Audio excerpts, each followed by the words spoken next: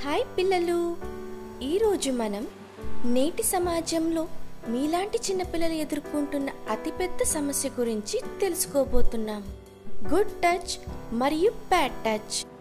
మనం ప్రతిరోజు వివిధ సందర్భాలలో రకరకాల మనుషుల్ని టచ్ చేస్తాం, లేదా అవతలి వాళ్ళు మనల్ని టచ్ చేస్తారు.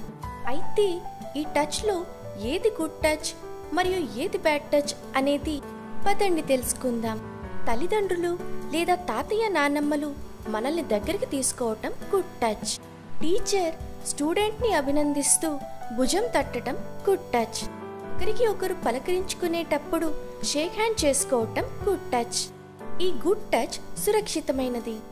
అపరిచిత వ్యక్తులు చాక్లెట్లు బిస్కెట్ల ఆశ చూపి శరీర భాగాలని తాకటం బ్యాడ్ టచ్. ప్రయాణించే సమయంలో కావాలని తాకటం బ్యాడ్ టచ్. బయట వ్యక్తులు అభిమానం చూపే నెపంతో మన అనుమతి లేకుండా దగ్గరికి తీసుకోవటం బ్యాడ్ టచ్. ఈ బ్యాడ్ టచ్ మనకు ఇబ్బందిని, బాధని, కోపాన్ని కలిగిస్తాయి. అయితే మన శరీరంలోని ఏ భాగాలను మన అనుమతి లేకుండా ఎవ్వరూ టచ్ చేయకూడదో ఇప్పుడు తెలుసుకుందాం. మన శరీరంలో నడుము క్రింది భాగం, తొడల మధ్య భాగం, ఛాతీ, వీటిని డేంజర్ స్పాట్గా గుర్తించాలి.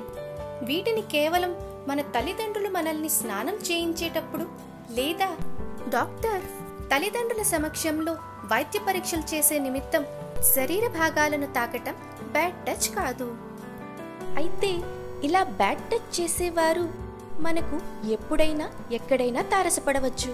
ప్రయాణం చేసే చోట, చదువుకునే చోట, లేదా పని చేసే చోట, ఇంకా వీరు ఏ వయసు వారైనా కావచ్చు, మనకు తెలిసిన వారైనా లేదా అపరిచితులైనా కావచ్చు. ఇటువంటి సందర్భాలు ఎదురైనప్పుడు వద్దు లేదా నో అని గట్టిగా అరిచి చెప్పాలి. వారి నుండి తెలివిగా తప్పించుకునే ప్రయత్నం చేయాలి. తదుపరి తల్లిదండ్రులకు లేదా పెద్దవారికి తెలియజేయాలి.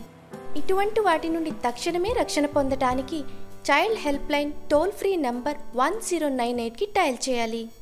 ఇటువంటి అసభ్యకరమైన పనులు చేసే వారి పట్ల మన ప్రభుత్వం కఠినమైన చర్యలు తీసుకుంటుంది.